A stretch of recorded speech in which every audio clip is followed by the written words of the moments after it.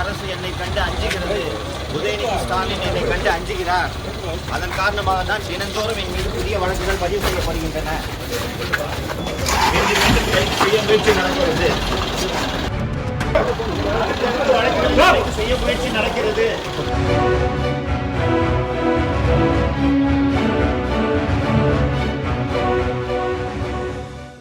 குளித்துறை அனைத்து மகளிர் காவல் நிலையத்தில் பதியப்பட்ட வழக்கு தொடர்பாக அவரை இன்று நீதிமன்றத்தில் ஆஜர்படுத்தினார்கள்.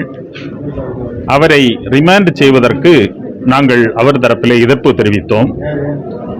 பல்வேறு நீதிமன்றங்களில் பல்வேறு காவல் நிலையங்களில் அவர் மீது 17 வழக்குகள் ஒரே காரணத்திற்காக பதிவு செய்யப்பட்டிருக்கிறது. அந்த வழக்குகளில் மேம்பட்ட அதிகமான வழக்குகளில் அவருக்கு ஜாமீன் கிடைத்துவிட்டது. சில வழக்குகளில் அவரை நீதிமன்றம் ரிமாண்ட் செய்யாமலே அவரை சொந்த ஜாமீனில் விடுதலை செய்துள்ளது. ஏனென்றால் உச்ச நீதிமன்றம் சில வழிகாட்டுதல்களை கூறியுள்ளது. ஒரே காரணத்திற்காக பல்வேறு காவல் நிலையங்களில் வழக்கு பதிவு செய்வது நிலைக்கத்தக்கதில்லை என்கின்ற உச்ச நீதிமன்றத்தின் தீர்ப்பையும் இன்றைக்கு எடுத்து காட்டினோம். மாண்புமிகு நீதிபதி அவர்கள் முன்னிலையில் அவர் அதை ஏற்றுக்கொண்டு சவுக்கு சங்கர் அவர்களை இன்றைக்கு சொந்த ஜாமீனில் விடுதலை செய்தார்.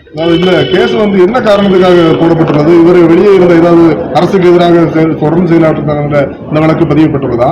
அரசு தரப்பின்படி பெண்மைக்கு இழிவு ஏற்படுத்துகின்ற விதத்தில் பெண் காவலர்களையும் பெண் காவல் அதிகாரிகளையும் அவர் இழிவாக பேசியதாக கூறி வழக்கு தாக்கல் செய்யப்பட்டிருக்கிறது.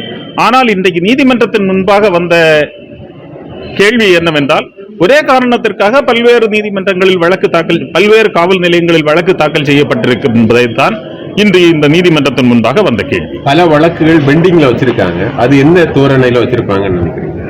இவ்வாறு இவரை மீண்டும் மீண்டும் சிறையில் அடைக்க வேண்டும் என்ற எண்ணத்தில் வைத்திருக்கலாம். ஏனென்றால் 90 நாட்கள் கடந்து விட்டது. இவரை முதலில் கைது செய்து 90 நாட்கள் கடந்து விட்டது. ஆகவே இவ்வாறு ஒவ்வொரு நீதிமன்றத்திலும் எவ்வளவு ஒரு வழக்கு தாக்கல் செய்து மற்றொரு வழக்கில் அவர் சிறையில் இருப்பதாக இருந்தால் எவ்வளவு சீக்கிரத்தில் அவரை நீதிமன்றத்தில் ஆஜர்படுத்த முடியுமோ அவ்வளவு சீக்கிரத்தில் ஆஜர்படுத்த வேண்டும். அதைத்தான் குற்றவியல் விசாரணை முறை சட்டம் சொல்லுகின்றது. ஆனால் அதையும் ஒரு காரணமாக இன்றைக்கு நீதிமன்றத்திலே அந்த நீதிபதி அவர்கள் கேள்வி எழுப்பினார்கள். இத்தனை நாட்கள் கடந்த பின்னரும் நீங்கள் ஏன் அவரை இந்த மாண்புமிகு நீதிமன்றத்தில் ஆஜர்படுத்தவில்லை என்கின்ற கேள்வியையும் மாண்புமிகு நீதிபதி அவர்கள் எழுப்பினார்கள். ஆகவே அவரை மீண்டும் மீண்டும் வழக்குகளை போடுவதும் அவரை சிறையிலே வைத்திருக்க வேண்டும் என்கின்ற ஒரே எண்ணத்திற்காகத்தான் என்று தோன்றும். அரசு கருத்துரிமைக்கு எதிராக செயல்படுதுன்னு சொல்லலாம். அதை பற்றி நான் எந்த கருத்தும் சொல்வதற்கு விரும்பவில்லை.